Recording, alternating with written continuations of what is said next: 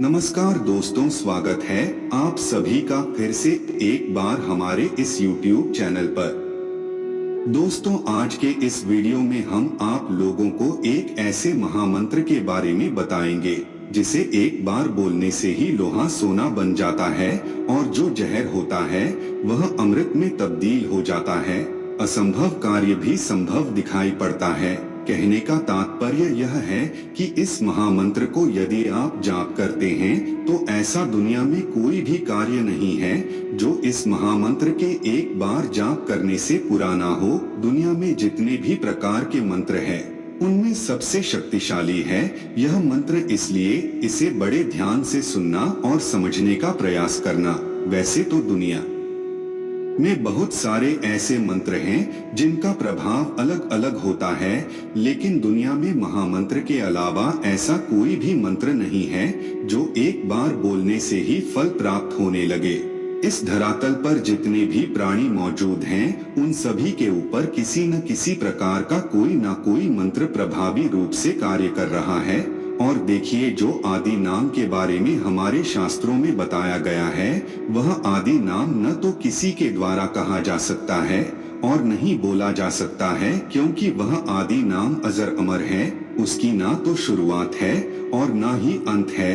उस आदि नाम को ही आपको जानना है। यदि आप उस आदि नाम को जान लेते हैं तो इससे आपका सभी प्रकार का संशय खत्म हो जाएगा और आपकी सभी प्रकार की मनोकामना पूरी हो जाएगी।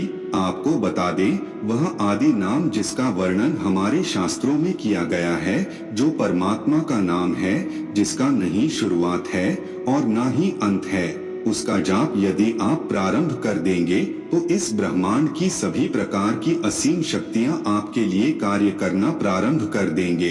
जिस आदि नाम के बारे में हमारे शास्त्रों में बताया गया है उसके बारे में भगवान भोलेनाथ अच्छे से जानते हैं, तभी तो उन्होंने जहर के प्रभाव को अमृत में बदल दिया।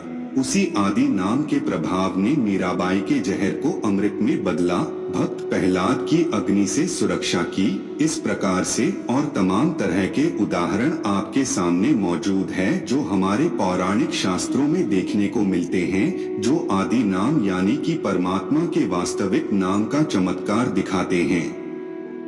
यानी कि स्पष्ट रूप से कहा जा सकता है कि परमात्मा का जो आदि नाम है, परमात्मा का जो वास्तविक नाम है, वह गुप्त नाम है। उसके बारे में ना तो शास्त्रों में लिखा है और ना ही किसी पुराण में लिखा है।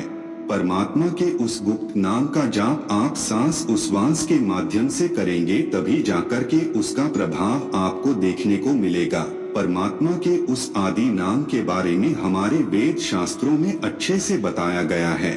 अब यह जानना होगा कि वह आदि राम क्या है। तो दोस्तों, वह आदि नाम भगवान राम का नाम है, लेकिन यहाँ पर आपको स्पष्ट रूप से समझ जाना चाहिए कि जिस राम के बारे में आपको बताया जा रहा है वह दशरथ के घर जन्मे राम नहीं है, बल्कि कण कण में विद्यमान आदि राम है। यदि परमात्मा के इस नाम को आप समझ जाते हैं और इसका लगातार स्मरण करते हैं तो इससे आपकी सभी प्रकार की मनोकामना पूरी हो जाएगी।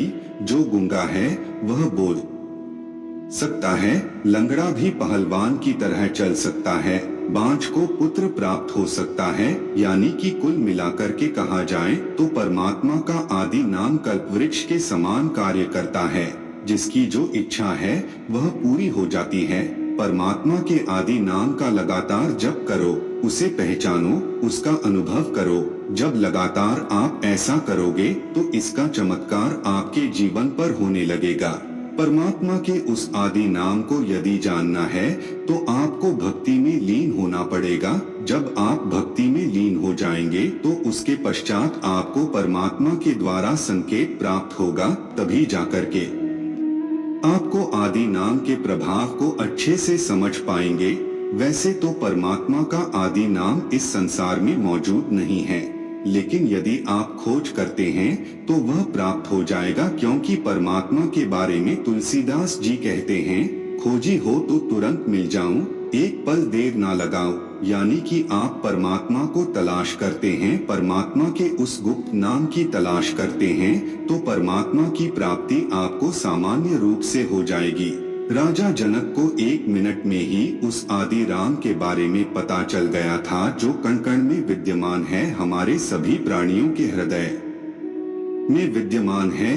यदि आप परमात्मा के उस आदि नाम को जान लेते हैं तो आपके सारे दुख दर्द दूर हो जाएंगे। तो दोस्तों, आज के लिए बस इतना ही। हमें उम्मीद है जानकारी आपको पसंद आई होगी। फिर मिलते हैं एक नए और ताजा एपिसोड में। तब तक के लिए नमस्कार।